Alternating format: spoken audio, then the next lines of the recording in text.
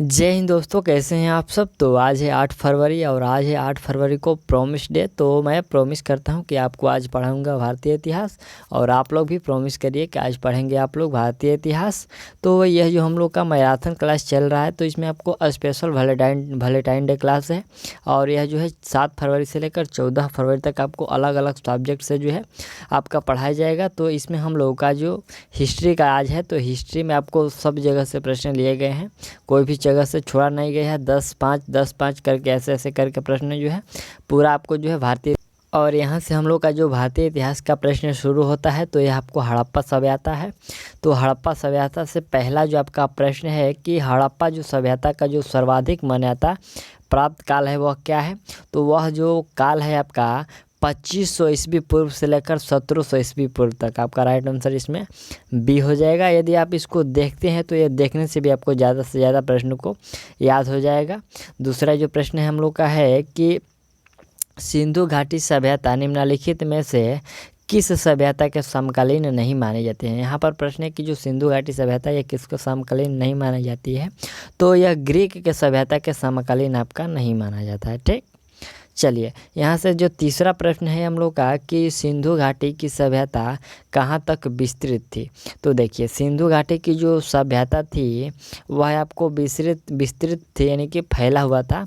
तो यह पंजाब, राजस्थान, गुजरात, उत्तर प्रदेश, हरियाणा, सिंध और यहाँ पर जो बलूचिस्तान तक यह फैला हुआ था। ठीक, चौथा जो हम लोग का प्रश्न है कि सिंधु घाटी की सभ्यता में घोड़े का अवशेष कहाँ से मिला हुआ है। तो देखिए जो घोड़े का अवशेष है ये आपको प्राप्त हुआ है सुत्तकोटदा से। कहाँ से? सुत्तकोटदा से। राइट आंसर आप लोग ए कर लीजिएगा। चलिए और अगला यहाँ से हम लोग का प्रश्न है कि सिंधु घाटी स्थल यहाँ पर कालीबंगन किस प्रदेश में है। तो देखिए जो कालीबंगन है आपको वह राजस्थान में है। कहाँ पर? राजस्थान में कालीबंगन है। नेक्स्ट प्रश्न हम लोग का है कि निम्नलिखित में से किस पदार्थ का उपयोग हड़प्पा काल की मोहरों यानी कि मुद्राओं के निर्माण के रूप में किया गया था। तो यहाँ पर सेल खड़ी का जो है प्रयोग किया जाता था यहाँ पर मोहरों के रूप में। चलिए अगला यहाँ से हम लोग का 7वां जो प्रश्न है, आपको यह प्रश्न देखिए यहाँ पर जो नीचे दिया गया है रेड कलर से, तो यह आपको एसएससी जो आपका एसएससी 2001 में यह पूछा गया प्रश्न है। तो यहाँ पर यह प्रीवियस ईयर का ही देखा जाए तो यह प्रश्न है कि हड़प्पा सभ्यता का युग यहाँ पर थी। तो हड़प्पा सभ्यता 21 युग के थी तो यह कांस्य युग माना जाता है। ठीक, चलिए राइट आंसर एक कर लीजिएगा। अगला जो प्रश्न है कि सिंधु घाटी सभ्यता के लोगों का जो मुख्य व्यवसाय क्या था।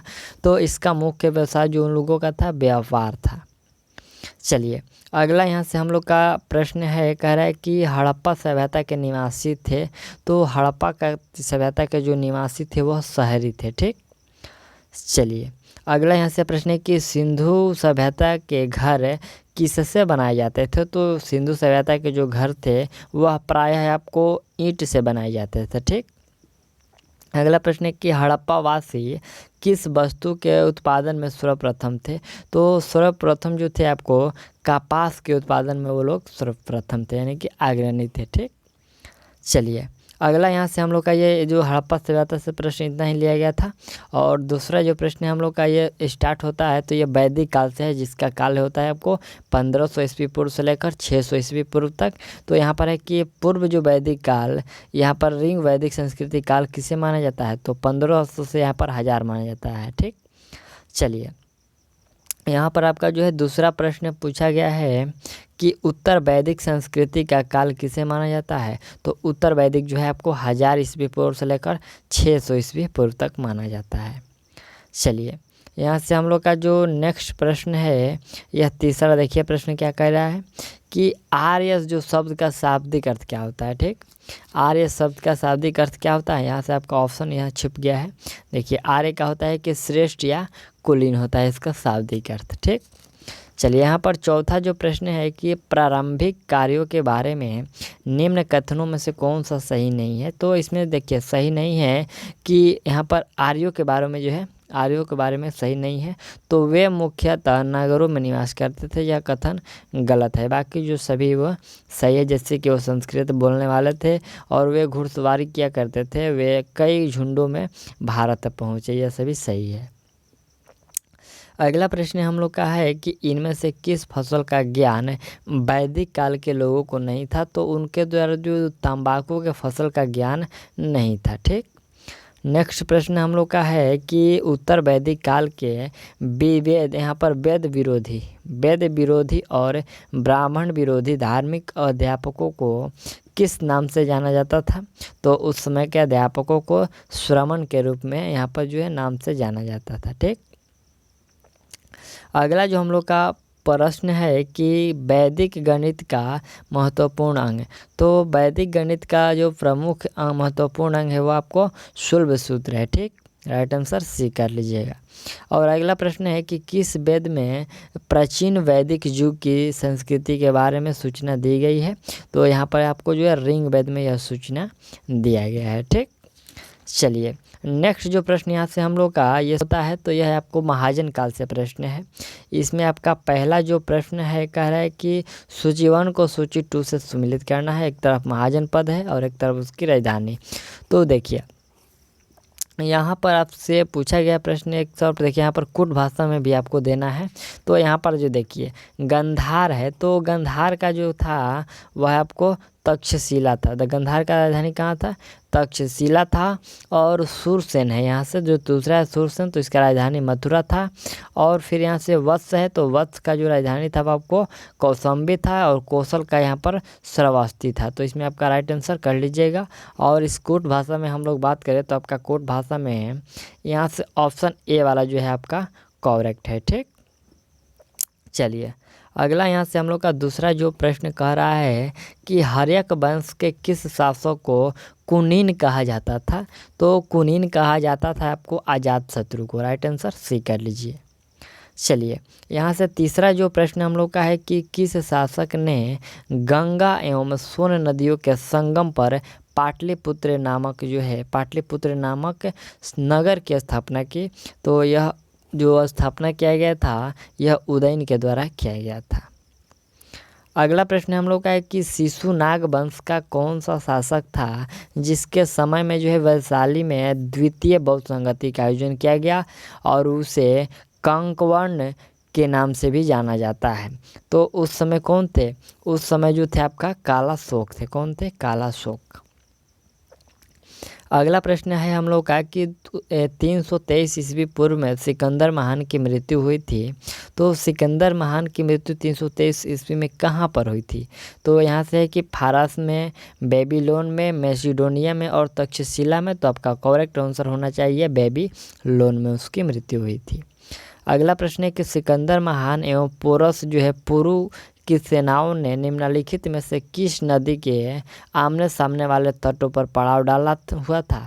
तो वो देखिए वो जो पड़ाव डाले हुए थे आपको झेलम नदी के तट पर। ठीक।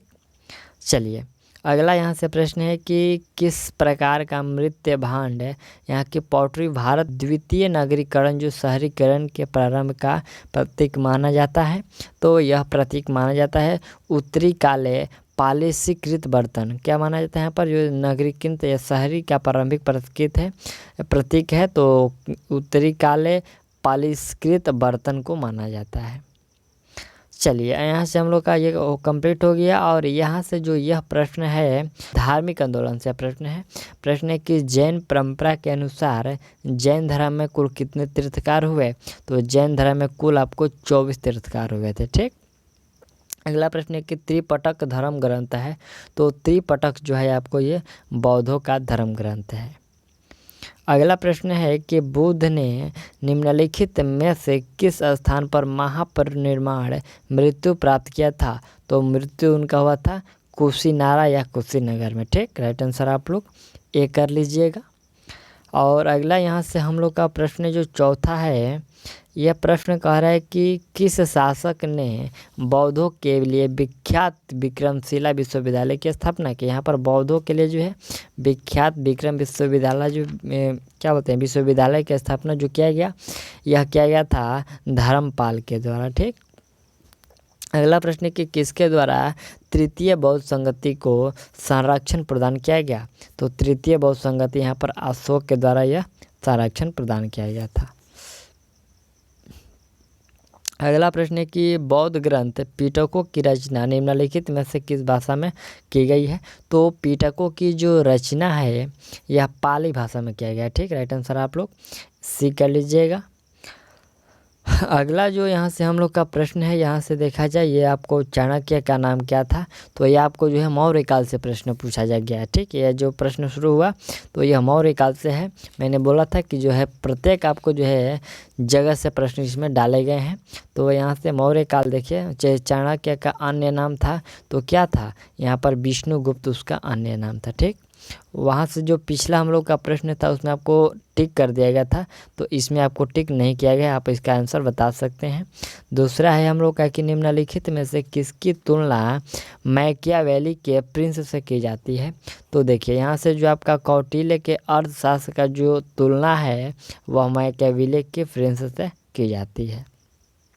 तीसरा प्रश्न है कि वह शासक कौन था जिसने राज सिंहासन पर बैठने के लिए अपने बड़े भाई सुमीम की हत्या की थी। तो सुमीम का हत्या किसके द्वारा किया गया था, यहाँ पर अशोक के द्वारा किया गया था। ठीक, नेक्स्ट जो प्रश्न है हम लोग का कि निम्नलिखित में से सम्राट अशोक वह पत्नी कौन थी। यहाँ पर सम्राट अशोक की पत्नी कौन थी जिसने उसको प्रभावित किया। तो उसको प्रभावित जो किया था वह कारुवाकी एक उनकी पत्नी थी, उन्होंने उसको प्रभावित किया। अगला प्रश्न है कि अशोक ने अपने सभी अभिलेखों में से एक रूपता के किस प्रकृति का प्रयोग किया। तो उन्होंने जो प्रयोग किया था अर्धमगधी का प्रयोग किया था। ठीक, अगला छठा जो प्रश्न है कि बिंदुसार ने विद्रोहियों को कुचलने के लिए अशोक को कहाँ भेजा था। तो बिंदुसार ने विद्रोहियों को कुचलने के लिए अशोक को भेजे थे तक्षशिला में। ठीक, चलिए अगला यहाँ से हम लोग का नेक्स्ट जो प्रश्न 7वां है, यह प्रश्न कह रहा है कि निम्नलिखित में से वह व्यक्ति कौन था जिसका नाम देवान प्रियदर्शी भी था। देवान प्रियदर्शी किसको कहते हैं। तो देखिए अशोक को जो है देवान प्रियदर्शी के नाम से भी जानते थे। निम्नलिखित में से प्राचीनतम राजवंश कौन सा है। तो मौर्य वंश जो है आपका प्राचीनतम राजवंश है। अगला यहाँ से 9 नंबर जो प्रश्न है कि कौटिल्य जो कि चाणक्य किसका प्रधानमंत्री था। तो चाणक्य जो था यह आपको चंद्रगुप्त मौर्य का प्रधानमंत्री था। 10 नंबर जो प्रश्न है कि निम्नलिखित यहाँ पर है कि कलिंग विजय के उपरांत अशोक महान ने निम्नलिखित में से यहाँ पर किस धर्म को अंगीकार कर दिया था। तो यहाँ पर उन्होंने अंगीकार किया थे बौद्ध धर्म को। ठीक, चलिए अगला जो हम लोग का प्रश्न 11 नंबर है कि चंद्रगुप्त के शासन विस्तार में किसने मुख्य रूप से मदद की थी। तो किसने मुख्य रूप से मदद किया था, देखिए यहाँ पर जो चाणक्य के द्वारा मुख्य रूप से मदद किया गया था। ठीक, अगला प्रश्न है कि सांची किस कला व मूर्ति का निरूपण करता है। तो सांची जो है यह आपका बिल्कुल सही, यह निरूपण करता है बौद्ध का। ठीक, सांची किसका, बौद्ध का जो है निरूपण करता है, बौद्ध मूर्ति कला का। चलिए नेक्स्ट जो यहाँ से हम लोग का प्रश्न शुरू होता है, तो यह प्रश्न आपको मौर्य उत्तर काल से है जो कि इसका 150 ईस्वी पूर्व से लेकर 319 ईस्वी तक जो इसका शासन था। इसका जो मैं कार्य बोल रहे हैं अवधि है। तो यहाँ से पहला जो प्रश्न हम लोग का है कि अंतिम मौर्य सम्राट बृहद्रथ की हत्या कर किसने शुंग वंश की स्थापना 185 ईस्वी पूर्व में की थी। तो शुंग वंश की स्थापना पुष्यमित्र के द्वारा किया गया था, आपको यह याद रखना है। दूसरा प्रश्न है कि पुष्यमित्र शुंग मौर्य सम्राट बृहद्रथ की राजकीय सेना में किस पद पर आसीन था। तो वह जो था वह आपका सेनापति के जो है पद पर आसीन था। ठीक, अगला है कि कण्व वंश का संस्थापक कौन है। तो कण्व वंश के जो संस्थापक माने जाते हैं आपको वसुदेव माने जाते हैं। ठीक, चलिए अगला यहाँ से हम लोग का चौथा प्रश्न है कि सतवाहन जो है आंध्र सतवाहन वंश का संस्थापक कौन था। तो इसके संस्थापक थे आपको सिमुक। ठीक, आपको याद रखना है कि सतवाहन वंश के संस्थापक कौन थे, तो सिमुक हो जाएगा। चलिए यहाँ से हम लोग का और 5वां जो प्रश्न है कि सतवाहनों ने पहले स्थानीय अधिकारों के रूप में काम किया था। तो ये सभी जो काम किए थे आपको मौर्य के अधीन कार्य किए थे। ठीक, चलिए अगला जो प्रश्न है कि निम्नलिखित में से वह महानतम कुषाण नेता कौन था जो बौद्ध बन गया था। तो देखिए वह जो बौद्ध बन गया था वो आपको कनिष्क जो थे आपको ये बौद्ध बन गए थे। सातवां प्रश्न है कि कुषाण वंश के दौरान मूर्तिकला की गांधार शैली निम्नलिखित में से किसका मिश्रण है। तो यह मिश्रण है आपको भारतीय ग्रीक शैली का एक मिश्रण है। ठीक, चलिए अगला जो हम लोग का अगला यहाँ से प्रश्न स्टार्ट होता है। तो देखिए यह आपको संगम काल से प्रश्न स्टार्ट होता है। ठीक, प्रश्न संगम काल से कि लाल चेर के नाम से प्रसिद्ध वह चेर शासक कौन था जिसने कन्नगी जिसकी पत्नी के मंदिर का निर्माण कराया था। तो यह जो मंदिर का यहाँ पर निर्माण यहाँ पर एलारा है, करिकाल है और सेनगट्टन वन है और फिर यहाँ पर नदून जेरल आदन है। तो इसमें हम लोग का राइट आंसर होगा सेनगट्टवन। कौन सा हो जाएगा? सेनगट्टवन राइट आंसर होगा। दूसरा प्रश्न है कि तमिल का गौरव ग्रंथ जो जीवक चितामणि किसके संबंधित है। तो जो जीवक चितामणि है यह आपको जैन धर्म से संबंधित है। ठीक, चलिए नेक्स्ट जो प्रश्न यहाँ से हम लोग का तीसरा है कि तमिल भाषा के शिल्प पादिकारम और मणिमेकलाई नामक जो है गौरव ग्रंथ किससे संबंधित है। तो ये जो दोनों ग्रंथ है आपको बौद्ध धर्म से संबंधित है। ठीक, चलिए अगला प्रश्न है कि निम्न में से कौन जो है संगम युगीन व्याकरण रचना सर्वाधिक महत्वपूर्ण रचना मानी गई है। तो यह सर्वाधिक महत्वपूर्ण माना गया है आपको तोलकस, यहाँ पर तोला का पियम, यहाँ पर देखिए थोड़ा सा नाम थोड़ा सा अजीब टाइप का है, यहाँ पर तोला का पियम हो जाएगा। ठीक, यहाँ पर आपका ऑप्शन जो है सी करेक्ट है। अगला पांचवा प्रश्न है कि निम्नलिखित राजवंशों में से किसका उल्लेख संगम साहित्य में नहीं हुआ था। तो संगम साहित्य में जो है आपका कदम्ब का जो है उल्लेख नहीं हुआ था। अगला यहाँ से छठा प्रश्न है कि संगम युग में उरायूर किस लिए विख्यात था। यहाँ पर जो नाम आता है उरायूर, तो यह किस लिए विख्यात था। तो यह विख्यात आपको कपास के व्यापार का महत्वपूर्ण केंद्र था, इसलिए वह उरायूर जो है वो विख्यात है। अगला प्रश्न देखा जाए कि तोलक पियम ग्रंथ जो है संबंधित है। तो यह संबंधित है आपको व्याकरण और काव्य से। ठीक, चलिए अगला यहाँ से आठवां प्रश्न हम लोग का है कि धार्मिक कविताओं का जो संकलन है कुरल जो यहाँ पर है कि कुरल किस भाषा में है। तो कुरल जो है आपको तमिल भाषा में है। 9 नंबर प्रश्न है कि किस संगम युगीन राज्य के संरक्षण में 3 संगमों का आयोजन किया गया। तो यह आयोजन जो किया गया था यह आपका पांड्या का आयोजन किया गया था। 10 नंबर प्रश्न है कि किसने उल्लेख किया है कि नंदों ने अपना कोष गंगा की धारा में छिपा रखा था। यहाँ पर किसने उल्लेख किया है कि नंदों ने अपना जो कोष गंगा की धारा में छिपा रखा था। तो यह उल्लेख किया गया है आपको मामूल नार के द्वारा यह उल्लेख किया गया था। चलिए और यहाँ से हम लोग का जो प्रश्न शुरू होता है, थोड़ा सा यह प्रश्न वाला जो इस सेट का है थोड़ा सा धुंधला हो गया और सब सही है, यहाँ से सही है। ये जो गुप्त काल से प्रश्न है हम लोग का, कह रहा है कि गुप्त वंश का जो संस्थापक था वह कौन माना जाता है। यहाँ पर है घटोत्कच और चंद्रगुप्त प्रथम है, फिर यहाँ पर श्रीगुप्त है और इनमें से कोई नहीं हो। तो राइट आंसर कौन सा? श्रीगुप्त हो जाएंगे, गुप्त वंश के संस्थापक। चलिए दूसरा प्रश्न है कि हम लोग का कि गुप्त किसके संबंध थे।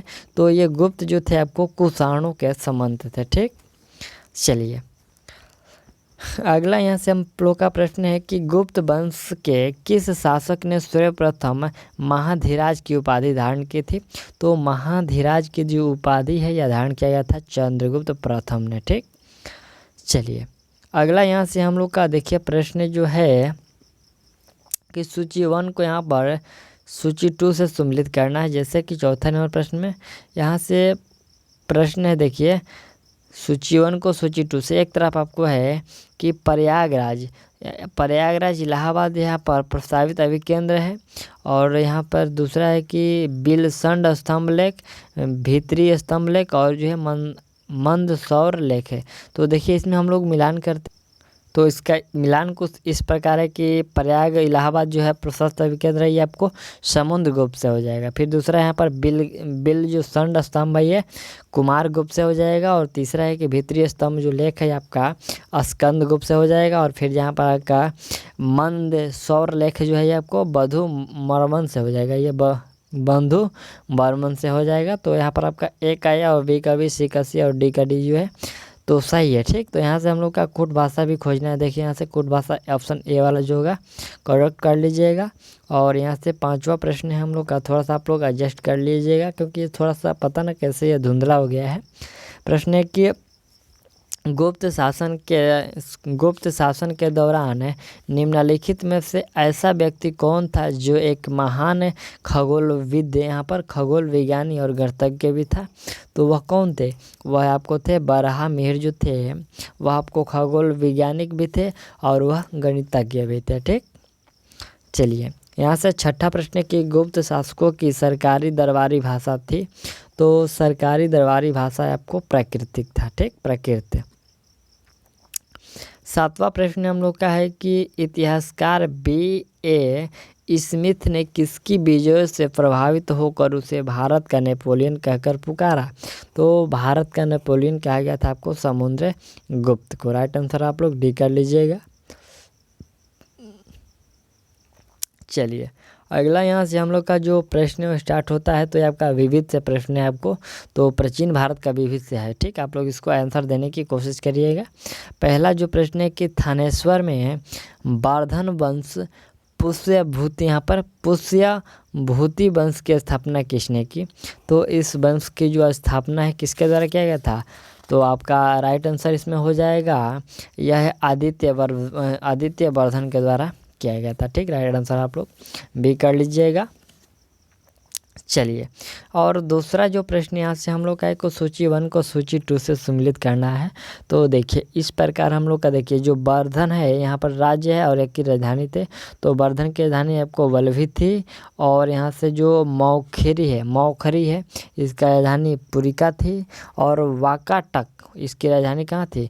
कनौज थी। और जो मैत्रिक है इसका राजधानी थानेश्वर था। ठीक, इसमें कूट भाषा में ऑप्शन जो डी है आपका वह यहाँ से करेक्ट होगा। ठीक, चलिए अगला यहाँ से हम लोग का जो तीसरा नंबर प्रश्न है तो यह भी आपको सम्मिलित करने वाला ही प्रश्न है। एक तरफ आपको राजवंश दिया गया, दूसरी तरफ इसका संस्थापक दिए गए हैं। तो इसमें आपका जो राइट आंसर होगा कि वर्धन है, तो इसका वर्धन के संस्थापक पुष्यभूति थे। और फिर यहाँ से आपको मौखरी है, तो मौखरी के संस्थापक आपको ईरान वर्मा थे। और यहाँ पर वाकाटक थे, तो वाकाटक का जो संस्थापक है आपको विंध्य शक्ति थे। और मैत्रक के जो थे भट्टाक थे। ठीक, यहाँ पर आपका कूट भाषा में जो है होगा तो ऑप्शन यहाँ से बी होगा। ठीक, चलिए अगला चौथा जो प्रश्न है कि कदम्ब राज्य की राजधानी मयूर शर्मन ने की थी, उसने अपनी राजधानी बनाई। तो उसने अपनी राजधानी किसको बनाया था? उसने अपना जो है बैजयंती या बनारसी को बनाया हुआ था। ठीक, राइट आंसर सी कर लीजिएगा। 5वां प्रश्न है कि निम्नलिखित में से वह अंतिम बौद्ध राजा कौन था जो संस्कृत का महान विद्वान और लेखक था? तो संस्कृत का महान विद्वान और लेखक जो था वह बिंबिसार था। राइट आंसर सी कर लीजिएगा। चलिए 6ठा जो प्रश्न है हम लोग का कि हर्ष चरित्र किसके द्वारा लिखी गई? तो हर्ष जो चरित्र है यह आपको लिखा गया था बाणभट्ट के द्वारा। ठीक, राइट आंसर बी कर लीजिएगा। चलिए और हम लोग का जो यहाँ से 1 नंबर से फिर से प्रश्न स्टार्ट हुआ, तो यह आपका विविध का प्रश्न है। तो इसमें है कि किस विदेशी यात्री ने भारत का दौरा सबसे पहले किया? तो भारत का सबसे पहले दौरा मेगास्थनीज के द्वारा किया गया था। राइट आंसर आप लोग बी कर लीजिए। और दूसरा जो प्रश्न है कि प्राचीन भारत में निम्न में कौन सा विद्या अध्ययन का केंद्र नहीं था? ठीक, तो देखिए इसमें विद्या अध्ययन का केंद्र जो था वो कौशाम्बी नहीं था। ठीक, बाकी सब जो नालंदा, विक्रमशिला और तक्षशिला ये सभी थे। अगला है कि शून्य की खोज किसने की? तो शून्य का खोज यहाँ पर आर्यभट्ट के द्वारा किया गया था। नेक्स्ट प्रश्न हम लोग का है कि महापाषाण संस्कृति जो कि 1500 ईस्वी पूर्व से लेकर 1000 ईस्वी पूर्व हमें दक्षिण भारत के उस ऐतिहासिक युग से परिचित कराती है जब महापाषाण काल में उपयोग में लाए जाते थे। क्या उपयोग में लाए जाते थे? तो उस समय जो है बड़े पत्थर से घेरी गई समाधियाँ जो कि कब्रों कहते हैं, तो उसी को यहाँ पर काल में उपयोग में लाए जाते थे। ठीक, इसमें आपका राइट आंसर सी कर लीजिएगा। अगला 5वां प्रश्न है कि किस पुस्तक का 15 भारतीय और 40 विदेशी भाषाओं में अनुवाद किया गया है? तो वह पुस्तक जो है आपका अभिज्ञान शकुंतलम है, जिसका 15 भाषाओं में जो है 15 जो है भारतीय और 40 जो है विदेशी भाषाओं में अनुवाद किया गया। ठीक, चलिए अगला यहाँ से प्रश्न 6ठा है कि यहाँ पर न्यूमिस्मेटिक्स क्या है? तो न्यूमिस्मेटिक्स जो है आपको प्राचीन पांडुलिपियों का अध्ययन को न्यूमिस्मेटिक्स कहते हैं। ठीक, नेक्स्ट प्रश्न है कि हितोपदेश के लेखक कौन है? तो हितोपदेश के लेखक हो जाएंगे आपके नारायण पंडित। ठीक, अगला 8वां प्रश्न है कि नाट्य शास्त्र की रचना किसने की? तो नाट्य शास्त्र की रचना जो किया गया था यह आपको भरत मुनि के द्वारा किया गया था। और 9 नंबर जो प्रश्न है कि विक्रम संवत प्रारंभ हुआ?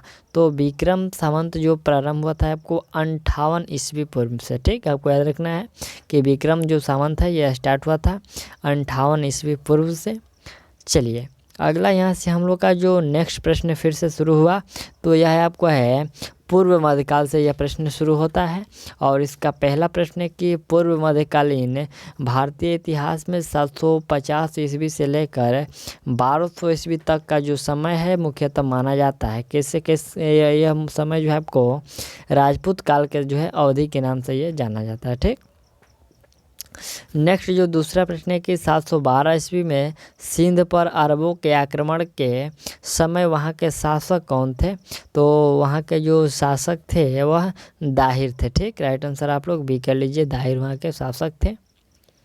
और नेक्स्ट जो प्रश्न हम लोग का तीसरा है कि सर्वप्रथम भारत में जाजिया कर लगाने का जो श्रेय है सिंध के विजेता मोहम्मद बिन कासिम को दिया जाता है।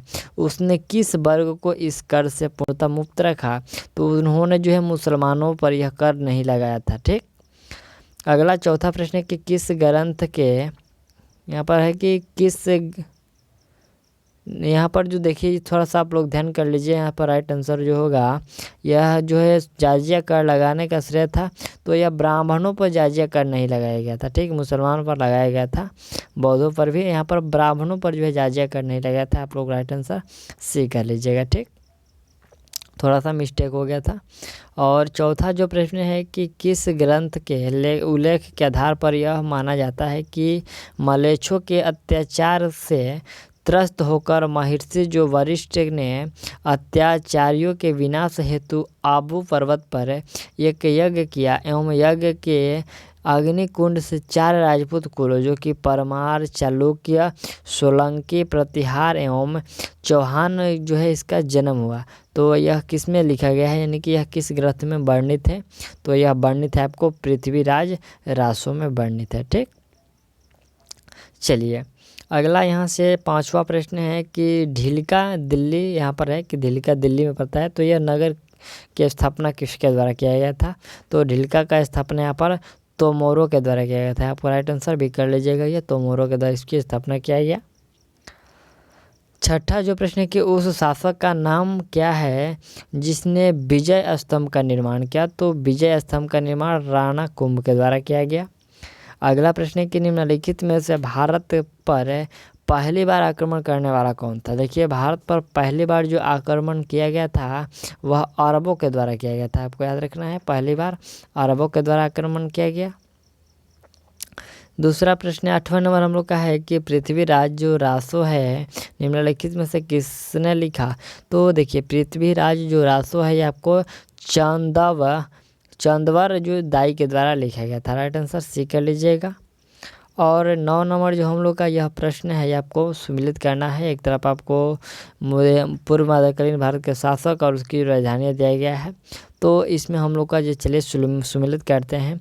तो यह प्रतिहार जो हो जाएगा कनौज से हो जाएगा। ठीक, चंदेल जो हो जाएगा खजुराहो से, परमार जो होगा धार से, और जो सोलंकी जो कि चालुक्य है तो यह आपको अनहिलवाड़ा से हो जाएगा, यानी कि ऑप्शन है इसमें हम लोग का कुट भाषा में ऑप्शन सी जो है आपका करेक्ट है। ठीक, चलिए अगला यहाँ से हम लोग का जो प्रश्न स्टार्ट होता है, तो यह प्रश्न आपका यह भी है जो आपका पूर्व मध्यकाल इतिहास से, ठीक, जिसमें आपको चोल साम्राज्य उसके अन्य के बारे में दिया गया है। तो यहाँ से देखिए एहोल जो है यहाँ पर प्रस्ती का रचयिता रवि के यहाँ पर रवि कृति किस चालुक्य शासक का दरबारी कवि था? तो देखिए वह जो आपको दरबारी कवि थे पुलकेशिन 1, 2, 3, पुलकेशिन 1, 2 और यहाँ पर विक्रम जो द्वितीय 1, 2 है। तो इसमें राइट आंसर हम लोग का पुलकेशिन द्वितीय हो जाएगा। ठीक, ऑप्शन जो बी है आपका राइट है। दूसरा प्रश्न देखा जाए, इसमें आपको एक तरफ राज्य वंश दिया गया, दूसरी तरफ राजधानी दिया गया है। तो हम लोग को इसको भी सुमिलित करना है। कैसे करेंगे सुमिलित? इसमें आपको जो है चालुक्य की जो मूल शाखा है, तो इसका राजधानी आपको यहाँ पर बतापी, बादामी और कर्नाटक था। और जो है पूर्वी चालुक्य का जो राजधानी था यह है आपका बेंग जो कि आंध्र प्रदेश है। और जो पश्चिमी चालुक्य इसका राजधानी कल्याणी जो कि कर्नाटक है। तो इसमें हम लोग का कूट भाषा में ऑप्शन ए वाला जो है करेक्ट है। ठीक, चलिए अगला यहाँ से हम लोग का प्रश्न तीसरे नंबर देखा जाए, तो इसको भी आपको सम्मिलित करना है। एक तरफ राज्य है और एक तरफ इसके संस्थापक है। तो इसमें भी आपका सेम है, यहाँ पर जो है ए का ए हो जाएगा, यानी कि बतापी के चालुक्य जो मूल्य चालुक्य नाम से इसका संस्थापक थे पुलकेशिन 1। और बेंगी के चालुक्य इसके जो थे आपको कुब्ज विष्णुवर्धन थे। और कल्याणी चालुक्य के जो थे तैलप जो है द्वितीय थे। और कांची पल्लव सिंह विष्णु थे। ठीक, इसमें कुट भाषा में कौन कर लेंगे आप लोग? एक कर लीजिएगा। ठीक, चलिए अगला चौथा जो प्रश्न है कि बादामी में दुर्ग का निर्माण करने वाला तथा बादामी को राजधानी बनाने का श्रेय किस चालुक्य शासक को है? तो देखिए ये इसका जो उद्देश्य है आपको पुलकेशिन को यह दिया जाता है। ठीक, चलिए यहाँ पर पुलकेशिन 1 है और यहाँ पर ये पुलकेशिन 2 है, तो पुलकेशिन प्रथम हो जाएंगे। ठीक, अगला जो हम लोग का यहाँ से प्रश्न शुरू होता है, तो यह है आपको सल्तनत का, जो कि आपको 1206 ईस्वी से लेकर 1526 ईस्वी तक चला था। तो यह हम लोग का दिल्ली सल्तनत से प्रश्न स्टार्ट होता है। और इसमें पहला प्रश्न है कि गजनी का वह प्रथम शासक कौन था जो खलीफाओं से सुल्तान की उपाधि धारण कर सुल्तान कहलाने वाला प्रथम शासक बना? तो वह कौन थे? वह थे आपके मोहम्मद गजनवी थे। ठीक, चलिए अगला दूसरा जो प्रश्न है कि मोहम्मद गजनवी के सभी आक्रमणों जो कि 1000 ईस्वी से लेकर 1000 से लेकर यहाँ पर 1026 के बीच जो है सर्वाधिक महत्वपूर्ण आक्रमण कौन सा था? तो महत्वपूर्ण आक्रमण में हो जाएगा आपका सोमनाथ मंदिर पर आक्रमण, जो कि 1525-26 में हुआ था। यह जो है सर्वाधिक महत्वपूर्ण है। चलिए अगला तीसरा जो प्रश्न हम लोग का है कि मोहम्मद गजनवी के भारत पर आक्रमण का उद्देश्य क्या था? तो इसका उद्देश्य जो ये था कि मध्य एशिया में एक बड़े साम्राज्य की स्थापना के लिए धन प्राप्त करना, यही इसका मुख्य उद्देश्य था। ठीक, चलिए चौथा प्रश्न है कि मोहम्मद गजनवी ने भारत पर आक्रमण के समय भारत आए विद्वान जो अल-बरूनी ने किस महत्वपूर्ण ग्रंथ की रचना की? तो उन्होंने जो है किताब उल हिंद के जो है रचना किए थे। कौन? अल-बरूनी ने। चलिए पांचवा प्रश्न है कि दिल्ली सल्तनत की दरबारी भाषा थी? तो दिल्ली सल्तनत का दरबारी भाषा जो फारसी था। ठीक, आगरा नगर की स्थापना किसके द्वारा की गई थी? तो आगरा नगर का स्थापना सिकंदर लोदी के द्वारा किया गया था, यानी कि ऑप्शन डी आपका करेक्ट है। चलिए अगला यहाँ से हम लोग का ये आपको दिल्ली सल्तनत का ख़त्म हो गया। और फिर हम लोग का यह आपका जो यहीं से है सल्तनत से ही है, ये आपको है विजयनगर और उसके अन्य प्रांतीय राज्य है। तो जैसे कि देखिए इसमें है कि विजयनगर साम्राज्य की स्थापना कब हुआ था? ठीक, 1336, 47, 1206 या फिर 1526। तो इसमें आपका करेक्ट आंसर क्या होगा? 1336 में जो है विजयनगर साम्राज्य की स्थापना हुआ था। ठीक, चलिए, दूसरा प्रश्न है कि सूची 1 को सूची 2 के साथ हम लोग को सम्मिलित करना है। एक तरफ वंश है और एक तरफ इसके संस्थापक है। तो संगम वंश के संस्थापक कौन है? हरिहर एवं बुका है। संगम वंश के संस्थापक हरिहर, सॉरी यहाँ पर संगम, हाँ सही है आपका। संगम वंश के जो है हरिहर और बुका हैं। और जो है सालुक वंश, तो सालुक वंश के संस्थापक आपको सालुक नरसिंह हो जाएंगे। और तुलु वंश के संस्थापक वीर नरसिंह हो जाएंगे। और जो अरबीडु वंश के हैं तो वह हो जाएंगे आपको तिरुमल हो जाएंगे। ठीक, यानी कि इसमें कुट भाषा में ऑप्शन ए इसमें आपका करेक्ट है। ठीक, चलिए तीसरा प्रश्न देखिए, यह भी आपका जो प्रश्न है यह भी सम्मिलित करने वाला है। विजयनगर का जो भ्रमण है करने वाले पुर्तगाली यात्री और उसके जो है शासक। ठीक, तो यहाँ से देखिए जो दुआर्ते बारबोसा है ये जो कि 1500 से लेकर 1516 के बीच, तो यह कृष्णदेवराय के शासन में आए थे। यहाँ पर डोमिंग पायस पीज जो है 1520 से 22 ये कृष्णदेवराय के समय में आए थे। और जो फरनाओ निजूज है ये आपको अच्युत देवराय के समय में आए थे। और सीजर फ्रेडरिक जो है आपको सदाशिव राय के जो है शासन में आए थे। तो इसमें भी आपका करेक्ट हो जाएगा, कुट भाषा में ऑप्शन है। ठीक, चलिए अगला यहाँ से चौथा प्रश्न है कि इतालवी, यहाँ पर इतालवी यात्री निकोलो द कोंटी 1420 से लेकर 21 के किस विजयनगर सम्राट के शासनकाल में विजयनगर की यात्रा की? तो उन्होंने किया था देवराय प्रथम के शासनकाल में। ठीक, अगला पांचवा प्रश्न है कि फारस के सुल्तान मिर्जा शाहरुख के राजदूत जो अब्दुल रज़ाक 1443 से 44 ने किस विजयनगर सम्राट के शासनकाल में विजयनगर की यात्रा की? तो उन्होंने किया था देवराय द्वितीय के शासनकाल में। ठीक, सिक्स नंबर जो प्रश्न है कि कृष्णदेवराय ने निम्नलिखित में से किसके साथ मैत्रीपूर्ण संबंध रखते थे? तो वह जो मैत्रीपूर्ण संबंध रखते थे वो पुर्तगाली के साथ रखते थे। अगला प्रश्न है कि यहाँ पर विजयनगर किस नदी के तट पर स्थित है? तो आपका राइट आंसर होगा जो है तुंगभद्रा नदी के जो तट पर विजयनगर स्थित है। अगला है कि बहमनी राजाओं की राजधानी थी, तो बहमनी राजाओं की राजधानी गुलबर्ग थी। ठीक, चलिए अगला जो प्रश्न हम लोग का 9 नंबर है कि विजयनगर के महान साम्राज्य के अवशेष कहाँ पाए जाते हैं? तो यह जो है सामान्य जो अवशेष है आपको हम्पी में पाए जाते हैं। अगला 10 नंबर पॉइंट है कि विजयनगर का प्रथम शासक कौन था जिसने पुर्तगालियों के साथ संधि की? तो पुर्तगालियों के साथ संधि यहाँ पर कृष्णदेवराय के द्वारा किया गया था। ठीक, अगला 11 नंबर प्रश्न है कि किसने जो है बीजापुर में स्थित गोल गुंबज का निर्माण किया जो विश्व का दूसरा बड़ा गुंबज है और अपने मरसरावली यहाँ पर गैलरी के लिए प्रसिद्ध है? तो यह पूछा गया कि यह निर्माण किसके द्वारा किया गया था। ठीक, तो देखिए इसका जो निर्माण है यह मोहम्मद आदिल शाह के द्वारा किया गया था। किसका निर्माण? गोल गुंबद का। ठीक, चलिए अगला यहाँ से हम लोग का प्रश्न जो स्टार्ट होता है तो यह प्रश्न आपको है धार्मिक आंदोलन से, जिसमें भक्ति आंदोलन पार्ट 1 है। तो यहीं से प्रश्न है। देखिए एक तरफ आपको सूची 1 में दिया गया है कि आचार्य दिया गया, ठीक है, दूसरे तरफ उसके मत जो विचारधारा या बात बोले तो पहला इसमें हम लोग का है कि रामानुजाचार्य, तो ये आपको जो थे विशिष्ट द्वैतवाद के थे। यहाँ पर दूसरा है कि निम्बाक आचार्य, तो यह थे आपको द्वैतवाद और भेदभाव से। और जो तीसरा है कि मध्य आचार्य, तो ये दैत्य से थे। और जो विष्णु स्वामी थे ये आपको शुद्ध दैत्य से थे। तो इसमें हम लोग का ऑप्शन ए जो है आपका करेक्ट है कुट भाषा में। ठीक, चलिए अगला प्रश्न हम लोग का दूसरा प्रश्न है कि भक्ति आंदोलन के आरंभिक प्रतिपादक थे।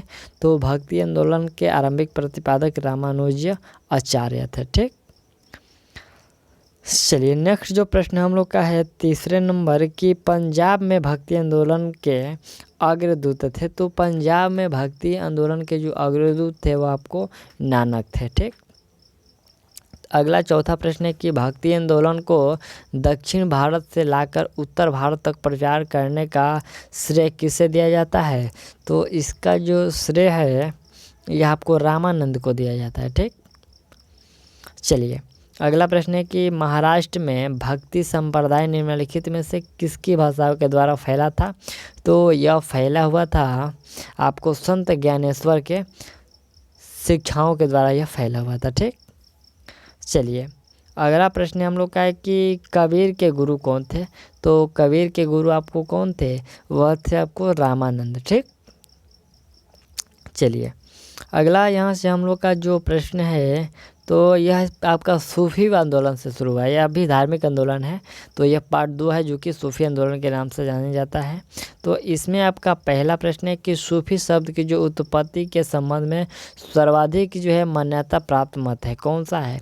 तो सर्वाधिक इसमें आपका जो 4 ऑप्शन दिए गए, चौथे में इनमें से कोई नहीं है। तो हालांकि सही होगा कि सूफी का जो शब्द है सूफ है, ऊन शब्द से हुई, क्योंकि सूफी ऊनी जो कंबल या लबादा ओढ़ते थे। ठीक, तो यहाँ पर ऑप्शन जो ए आपका करेक्ट है। अगला प्रश्न है कि सूफियों के बारे में क्या असत्य है?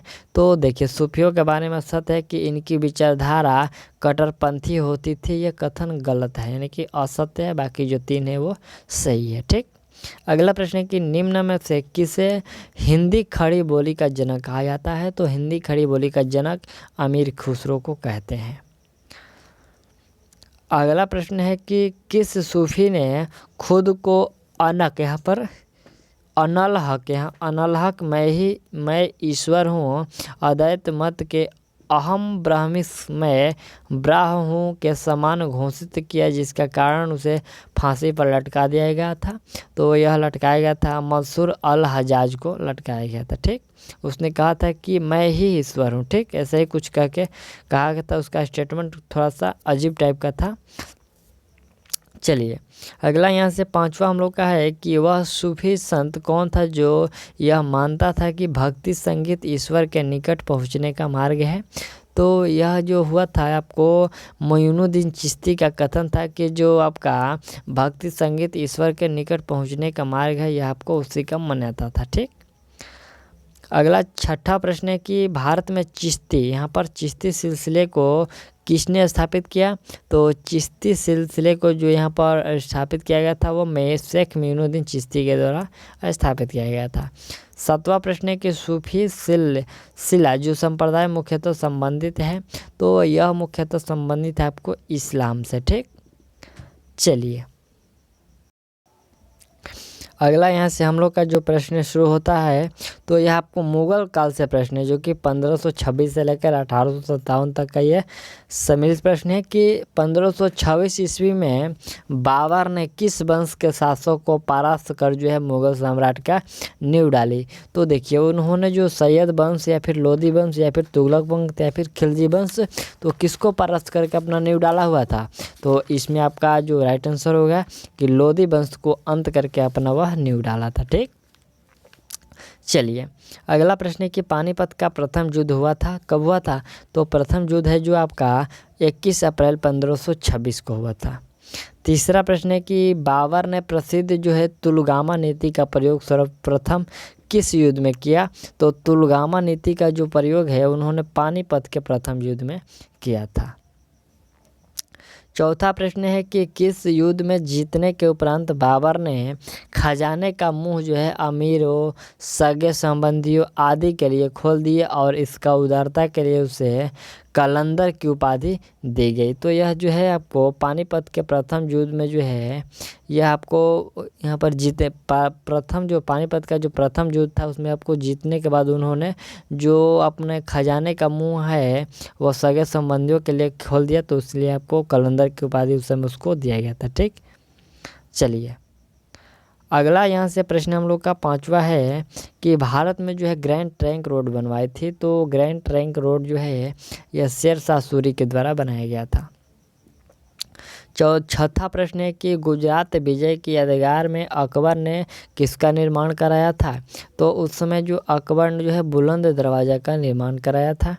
7वां है कि आईन-ए अकबरी एक महान ऐतिहासिक कृति निम्नलिखित में से किसके द्वारा लिखी गई? तो आईन-ए अकबरी यह जो लिखा गया था अबुल फजल के द्वारा। ठीक, अगला प्रश्न है कि पानीपत की दूसरी लड़ाई 15 अप्रैल 1526 ईस्वी में निम्नलिखित में से किसके बीच लड़ी गई। यहाँ पर किसके बीच लड़ी गई थी, तो दूसरी जो युद्ध है पानीपत का ये अकबर और हेमू के बीच लड़ी गई थी। ठीक।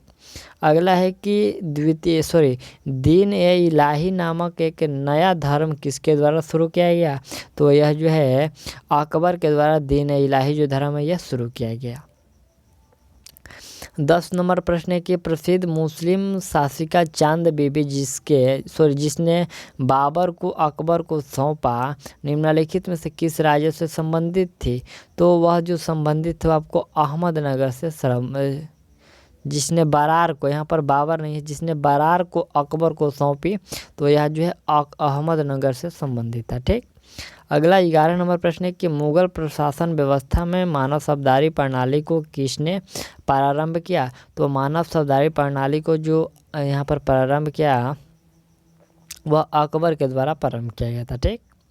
चलिए अगला प्रश्न है हम लोग का कि अपने काल का जो महान संगीतज्ञ तानसेन किसके दरबार में थे, तो तानसेन जो थे आपको अकबर के दरबार में थे। अगला प्रश्न है कि मुगल काल की राजभाषा कौन थी, तो मुगल काल की जो राजभाषा थी वह फारसी थी। ठीक। राइट आंसर आप लोग डी कर लीजिएगा। और चलिए यहाँ से हम लोग का अगला जो प्रश्न शुरू हुआ तो यह मराठा राज्य से प्रश्न शुरू हुआ, जो कि आपको 1674 से लेकर 1720 ईस्वी के मध्य जो है इर्द गिर्द घूमता रहा। तो यहाँ से हम लोग का पहला प्रश्न है कि मराठों के उत्कर्षों के महत्वपूर्ण कारण क्या थे, तो इसके महत्वपूर्ण जो कारक थे वह थे आपको महाराष्ट्र की भौगोलिक स्थिति और औरंगजेब की हिंदू विरोधी नीति, और यहाँ से तीसरा है कि मराठा धर्म सुधारकों का प्रभाव, और पांचवा है कि शिवाजी का जो है जुझारू व्यक्तित्व। ये 4 सही है, लेकिन जो यहाँ 4 सही है, यानी कि 1, 2, 3 और 5 सही है। ऑप्शन बी सी आपका करेक्ट है। ये जो चौथा स्टेटमेंट इसके लिए ये गलत साबित होता है। ठीक। चलिए दूसरा जो हम लोग का प्रश्न है कि मराठों ने सर्वप्रथम किसके अधीन कार्य कर प्रशासनिक अनुभव प्राप्त किया, तो उन्होंने देवगिरी के यादवों के अधीन जो अपना प्रशासनिक कार्य करके अनुभव प्राप्त किया। चलिए नेक्स्ट जो प्रश्न हम लोग का तीसरा है कि मराठों के यहाँ पर वर्गीगिरी जो कि गुरिल्ला युद्ध प्रणाली, छापामार युद्ध प्रणाली का गुण सबसे पहले और सबसे अधिक उपयोगी किसने किया, तो यह उपयोगी किया गया था मलिक अंबर ने। ठीक।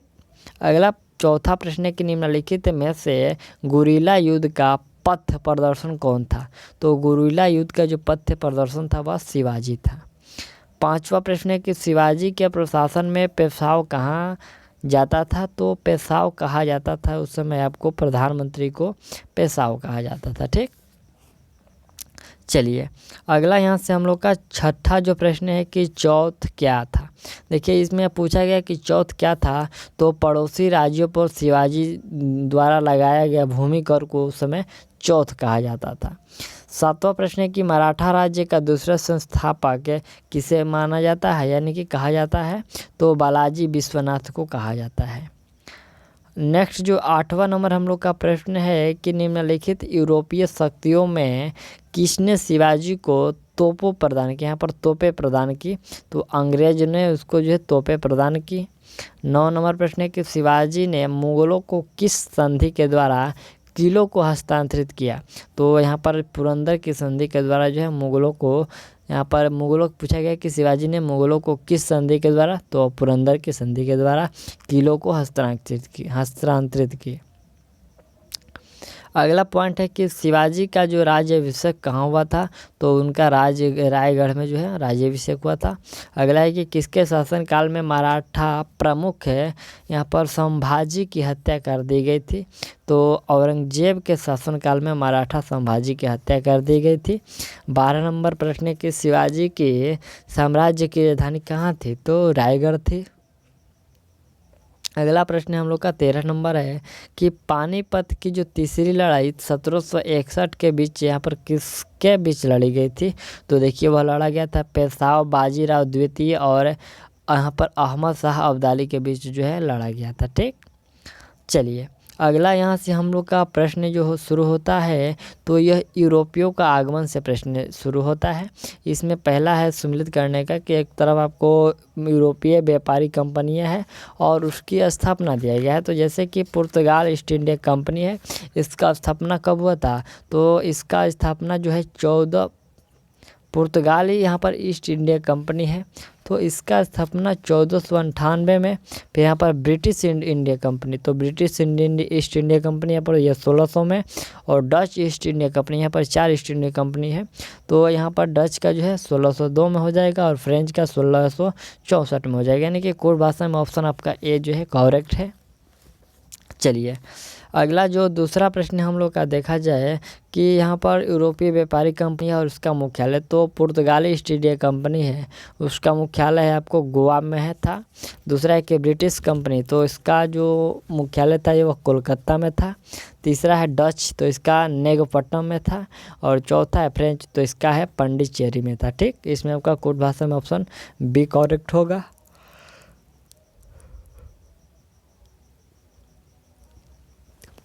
तीसरा जो हम लोग का प्रश्न है कि निम्नलिखित में से किस किस यूरोपीय व्यापारियों कंपनियों का मध्यकाल में जो भारत में आगमन हुआ था। ठीक, तो इसमें आपको देखिए पुर्तगाली का, ब्रिटिश का, डच का, डेनिश का, फ्रेंच का और फ्लैंडर्स का और स्वीडन का, इसमें से सभी का जो है भारत में आगमन हुआ है। ठीक, चलिए अगला चौथा प्रश्न है कि थोड़ा सा इसको हम लोग बड़ा कर लेते हैं।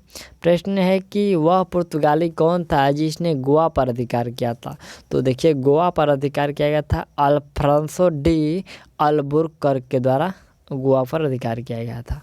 नेक्स्ट पांचवा प्रश्न है कि भारत में ईस्ट इंडिया कंपनी का पहला गवर्नर जनरल कौन था? तो भारत में जो गवर्नर जनरल था वह वारेन हेस्टिंग्स था। अगला प्रश्न है कि निम्नलिखित में से किस यूरोपियों ने भारत में सबसे पहले अपना व्यापार फैलाया था और प्रभावित किया? तो यह फैलाया गया था पुर्तगालियों के द्वारा। ठीक, अगला सातवां प्रश्न है कि वर्ष 1498 में वास्को डी गामा भारत में कहाँ उतरा? तो वह जो है कालीकट बंदरगाह पर उतरा हुआ था। ठीक, अगला प्रश्न है कि वास्को डी गामा कहाँ का रहने वाला था? तो वास्को डी गामा जो है यह पुर्तगाल का रहने वाला था। ठीक, चलिए अगला यहाँ से हम लोग का जो ये प्रश्न ये थोड़ा सा ये कैसे हो गया जी, ये कट गया है। यहाँ से हम लोग देखते हैं यहाँ से जो प्रश्न है, तो देखिए यह प्रश्न आपका है ब्रिटिश सत्ता और उसके विस्तार से है। तो जैसे कि पहला प्रश्न देख रहे हैं आप होगे कि सूची 1 में आपको घटना दिया गया और उसका जो बंगाल का तत्कालिक गवर्नर दिया गया है। तो इसमें आपका पहला है प्लासिक युद्ध, ये 1757 से दिया गया है। और दूसरा है द्वैध शासन 1765, बक्सर का युद्ध 1764 और जो बंगाल अकाल तो ये 1770 दिया गया। तो हालांकि इसमें देखिए हम लोग को मैच करना है, तो इसमें हम लोग का देखिए हो जाएगा कि प्लासिक जो है आपको रोजर ड्रेक हो जाएगा और जो है द्वैध शासन 1765 या रॉबर्ट क्लाइव से हो जाएगा। यहाँ पर गवर्नर की बात हो रही है। और बक्सर के जो था तो वह जो वेंसी टॉट था और जो 1770 में हुआ यह का जो गवर्नर कार्टियर था। ठीक, तो इसमें आपको कोड भाषा में ऑप्शन ए कर लेना है। और दूसरा प्रश्न क्या है?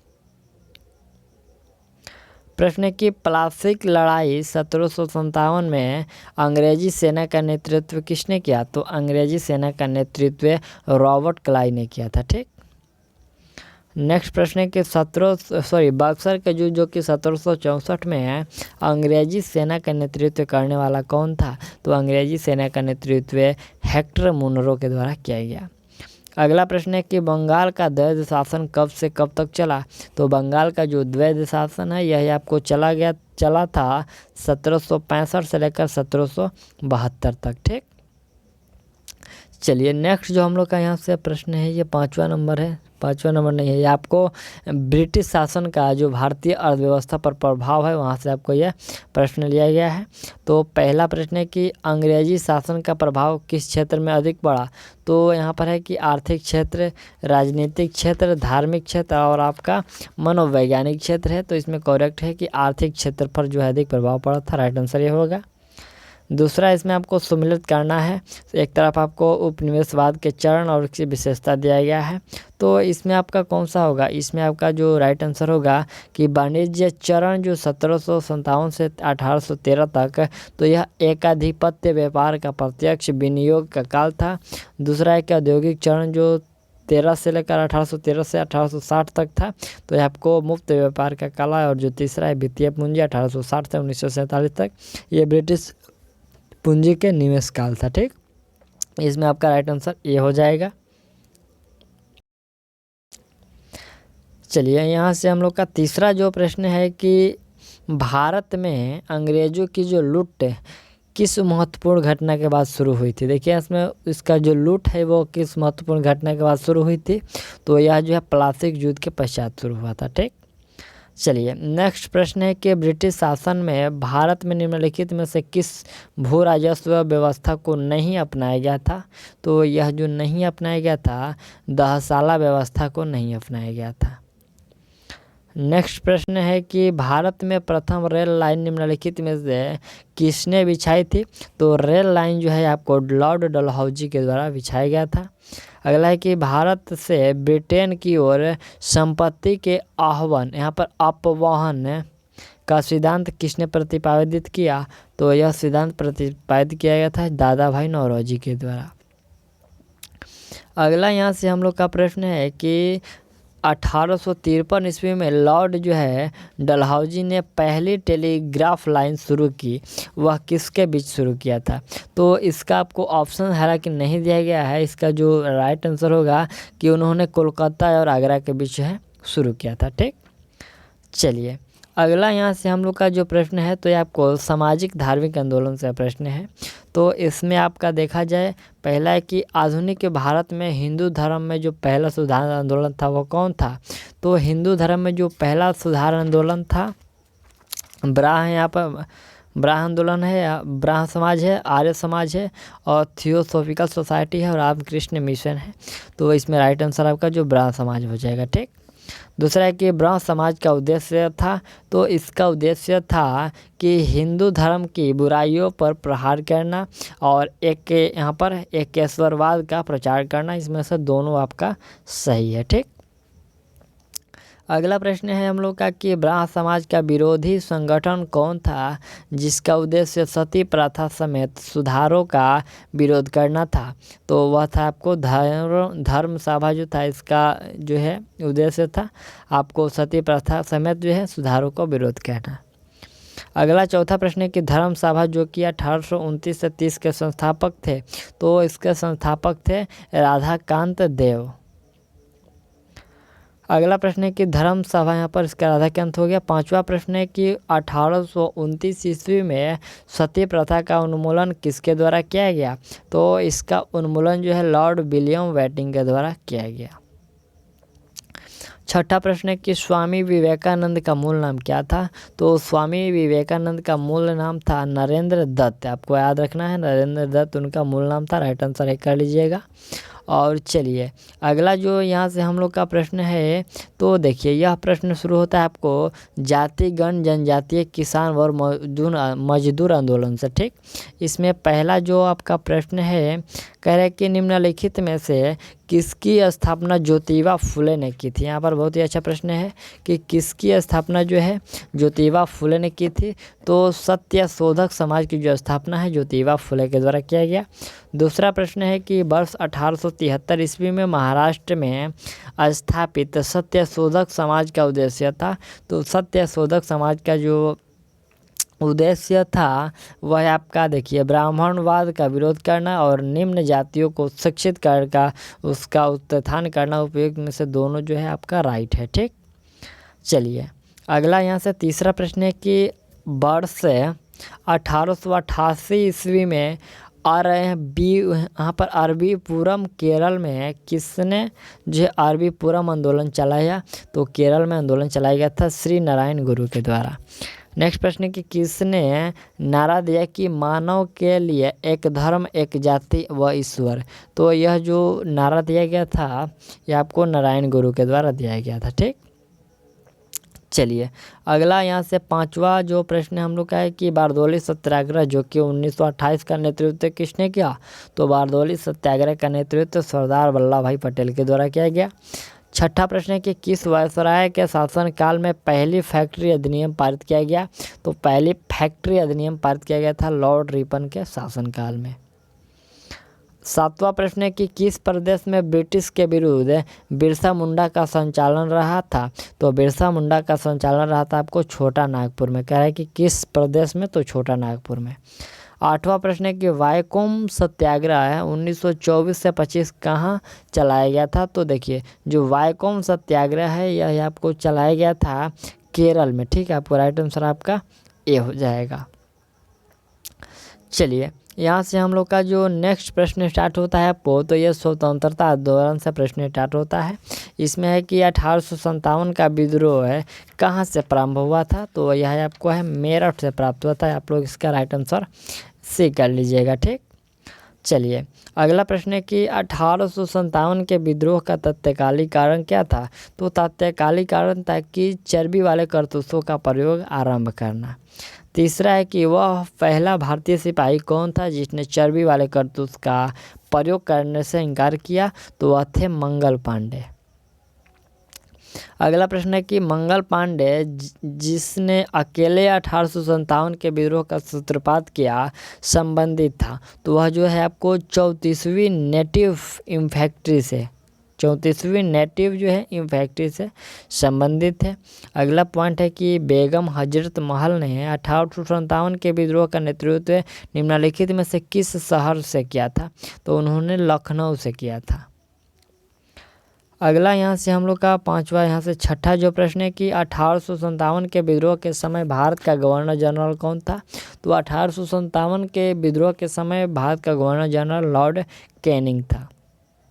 सातवां प्रश्न है कि वर्ष 1857 के विद्रोह के निम्न नेताओं में से किसने जो है सबसे पहले अपना बलिदान दिया, तो सबसे पहले मंगल पांडे के द्वारा बलिदान दिया गया।